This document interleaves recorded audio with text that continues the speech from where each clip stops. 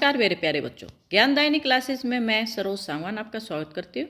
बच्चों, आज की हिंदी क्लास में हम 10th क्लास की हिंदी बुक क्षितिज भाग 2 के पाठ 8 कन्यादान के एमसीक्यूज करेंगे, यानी बहुविकल्पीय प्रश्नोत्तर करेंगे। आशा करती हूँ कि आपने पाठ को अच्छी प्रकार से समझ लिया होगा। तो आइए अब इसके हम एमसीक्यूज करते हैं। पहला प्रश्न है, कन्यादान कविता के कवि का क्या नाम है? ए जयशंकर प्रसाद, बी सूर्यकांत त्रिपाठी निराला, सी नागार्जुन, डी ऋतुराज। तो इसका सही उत्तर है डी ऋतुराज। ऋतुराज जी का जन्म कब हुआ था? ए सन 1940 में, बी सन 1945 में, सी सन 1950 में, डी सन 1952 में। तो इसका सही उत्तर है ए सन 1940 में।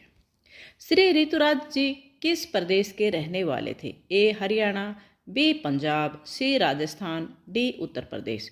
तो इसका सही उत्तर है सी राजस्थान। ऋतुराज ने किस विषय में एमए की परीक्षा पास की? ए संस्कृत, बी अंग्रेजी, सी इतिहास, डी हिंदी। तो इसका सही उत्तर है बी अंग्रेजी। श्री ऋतुराज ने अपनी कविताओं में किस वर्ग के जीवन का अधिक वर्णन किया है? ए शोषित वर्ग, बी अमीर वर्ग, सी अध्यापक वर्ग, डी उच्च वर्ग। तो इसका सही उत्तर है ए शोषित वर्ग। श्री ऋतुराज जी का व्यवसाय क्या था, यानी वो क्या काम करते थे? ए कृषि, बी अध्यापन, सी ठेकेदारी, डी व्यापार। तो इसका सही उत्तर है बी अध्यापन। कन्यादान करते समय किसका दुख बहुत ही वास्तविक था? ए पिता का, बी माँ का, सी बहन का, डी भाई का। तो इसका सही उत्तर है बी माँ का। कन्यादान कविता में किसके दुख को वाणी प्रदान की गई है? ए लड़की के दुख को, बी लड़की की माँ के दुख को, सी कवि के दुख को, डी इनमें से किसी के नहीं। तो इसका सही उत्तर है बी लड़की के माँ के दुख को। लड़की की माँ दुखी थी क्योंकि उसकी कन्या ही उसकी एकमात्र थी। ए सहारा, बी बेटी, सी पूंजी, डी इनमें से कोई नहीं। तो इसका सही उत्तर है सी पूंजी। माँ को अपनी बेटी अंतिम पूंजी क्यों लग रही थी?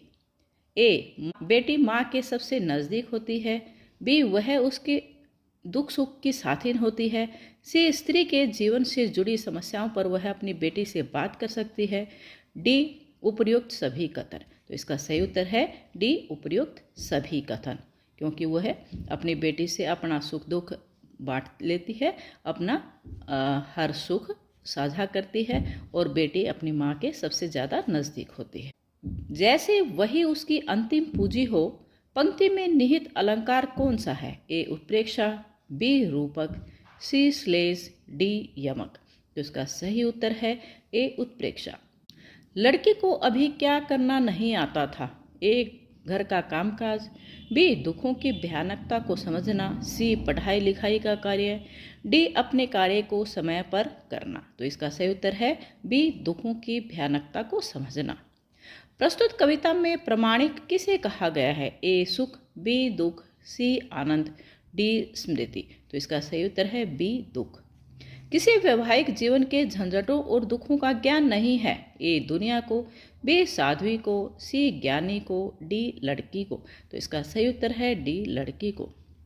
कवि ने लड़की को किन सुखों में जीता हुआ दर्शाया है? ए काल्पनिक, बी वास्तविक, सी स्वप्निल, डी इनमें से कोई नहीं। तो इसका उत्तर है ए काल्पनिक। माँ ने किसे देखकर न रिझने का आदेश दिया? ए वस्त्रों को, बी धन को, सी चेहरे को, डी कहने को। तो इसका सही उत्तर है चेहरे को। कविता में लड़के के सयाने न होने का क्या आशय है, यानी इसका क्या अर्थ है? ए दुनियादारी को न समझना, बी जवान न होना, सी अनपढ़ होना, डी इनमें से कोई नहीं। तो इसका सही उत्तर है ए दुनियादारी को न समझना। आग का प्रयोग किस कार्य के लिए बताया गया है? ए रोटियां सेकने के लिए, बी स्वयं जलने के लिए, सी दूसरों को जलाने के लिए, डी इनमें से कोई नहीं। तो इसका सही उत्तर है रोटियां सेकने के लिए। लड़की की माँ को लड़की के किन दुखों की चिंता है? ए वास्तविक, बी काल्पनिक, सी संभावित, डी इनमें से कोई नहीं। तो इसका सही उत्तर है संभावित। नारियों के लिए किसे बंधन बताया गया है? ए धन को, बी वस्त्रों एवं आभूषणों को, सी शिक्षा को, डी गृहस्थ जीवन को। तो इसका सही उत्तर है बी वस्त्रों एवं आभूषणों को। बहुएं थोड़े से गहनों और कपड़ों के बदले क्या खो देती हैं? ए इज्जत, बी आज़ादी, सी सुंदरता, डी इनमें से कोई नहीं। तो इसका सही उत्तर है बी आज़ादी। लड़की जैसी दिखाई न देना का क्या तात्पर्य है, यानी इसका क्या अर्थ है? ए लड़की मत बनना, बी लड़की की भांति श्रृंगार न करना, सी कमजोर मत बनना, डी आभूषण मत पहनना। तो इसका सही उत्तर है कमजोर मत बनना। लड़की होना पर लड़की जैसी दिखाई मत देना, इस पंक्ति में कौन सा अलंकार है? ए विरोधाभास, बी उत्प्रेक्षा, सी उपमा, डी प्रतीक। तो इसका सही उत्तर है विरोधाभास। तुक और लय कविता में किसका संचार करती है? ए भावनाओं का, बी सुख का, सी आनंद का, डी मधुरता का। तो इसका सही उत्तर है सी आनंद का। शाब्दिक भ्रम से क्या अभिप्राय है, यानी क्या अर्थ है?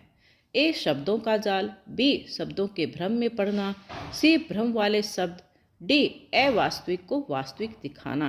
तो इसका सही उत्तर है डी अवास्तविक को वास्तविक दिखाना।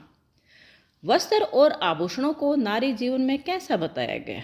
ए सौंदर्यवर्धक, बी शाब्दिक भ्रम, सी शिक्षाप्रद, डी इनमें से कोई नहीं। तो इसका सही उत्तर है बी शाब्दिक भ्रम।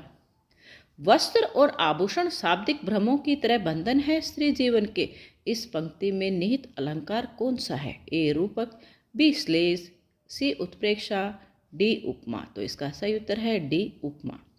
लड़कियां किन की प्रशंसा सुनकर वहां के हर कष्ट को झेल लेती हैं? ए ससुराल वालों की, बी शिक्षिका की, सी मित्रों की, डी इनमें से कोई नहीं। तो इसका सही उत्तर है ससुराल वालों की। भारतीय समाज में लड़की का दान का अर्थ है? लड़की का दान, बी लड़की की शिक्षा, सी लड़की का जन्म, डी लड़की का विवाह। तो इसका सही उत्तर है बी लड़की की शिक्षा। हर कन्या विवाह से पूर्व वैवाहिक जीवन के बारे में कैसी कल्पनाएं करती है? ए मधुर, बी कोरी, सी रंगीन, डी इनमें से कोई नहीं। तो इसका सही उत्तर है सी रंगीन। बेटी का स्वभाव था? ए चतुर, बी कठोर, सी भोला भाला, डी प्रवीण। तो इसका सही उत्तर है सी भोला भाला। कविता में आनंद का संचार कौन करती है? ए शब्द, बी तुक और लय, सी सौंदर्य, डी चित्र। तो इसका सही उत्तर है बी तुक और लय। चेहरे पर मत रीझना में क्या निहित है, यानी इसका क्या अर्थ है? ए फटकार, बी नसीहत, सी तिरस्कार, डी सम्मान। तो इसका सही उत्तर है बी नसीहत। लड़कियां स्वभाव से कैसी होती हैं? ए सरल, बी कठोर, सी सहनशील, डी चालू। तो इसका सही उत्तर है सरल। आग रोटियां सेकने के लिए है, वाक्य का प्रतीकार्थ है, यानी इसका सही अर्थ है आग सही जलाना, बी रोटी न जलाना, सी रोटी कच्ची न रखना, डी यथोचित प्रयोग। तो इसका सही है कि आग सिर्फ रोटियां सेकने के लिए ही होती है, यह उसका सही प्रयोग है। पाठिका थी वह धुंधले प्रकाश की, यहाँ पाठिका कौन है? ए लड़की, बी लड़की की माँ, सी लड़की की सहेली, डी इनमें से कोई नहीं। तो इसका सही उत्तर है लड़की। धुंधला प्रकाश किसका प्रतीक है? ए अंधेरा, बी अस्पष्ट सुख, सी अशांति, डी अस्पष्ट दुख। तो इसका सही उत्तर है अस्पष्ट सुख। कविता में शब्दों के द्वारा किस अवास्तविक वस्तु को वास्तविक सा दिखने को कहा गया है? ए काल्पनिक शब्द, बी शाब्दिक सौंदर्य, सी वास्तविक भ्रम, डी शाब्दिक भ्रम। तो इसका सही उत्तर है डी शाब्दिक भ्रम। तो बच्चों, ये थे हमारे कविता कन्यादान के MCQs। आशा करती हूँ कि आपको अच्छे से समझ में आ गए होंगे और आपको अच्छे से याद हो जाएंगे। तो आपको ये वीडियो कैसी लगी और इससे संबंधित यदि आपका कोई भी प्रश्न है, आपको कोई भी डाउट है, तो आप कमेंट करके मुझसे पूछ सकते हैं। यदि ये वीडियो आपके लिए थोड़ी सी भी लाभदायक है, आपको थोड़ा सा भी फ़ायदा पहुंचाने वाली है, तो प्लीज़ इसको लाइक करें, शेयर करें और चैनल को सब्सक्राइब ज़रूर कर दें, ताकि आपको आने वाली हर वीडियो का नोटिफिकेशन मिलता रहे और आप ऐसे ही इम्पोर्टेंट वीडियो देखते रहें। वीडियो देखने के लिए धन्यवाद।